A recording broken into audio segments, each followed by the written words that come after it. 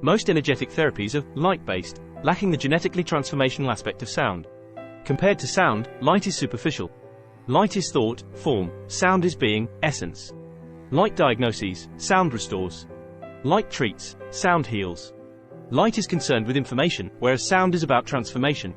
Contrary to the conservative paradigm that insists healing must happen, one baby step at a time, my experience suggests that chronic illness in particular requires a radical, simultaneous bioenergy reset. One that can be accomplished by using the primary energy of sound to activate DNA. Learn how to potentiate yourself. Read the beloved Sound Healing Classic. Join us the first Sunday of each month. Become a Regenetics facilitator.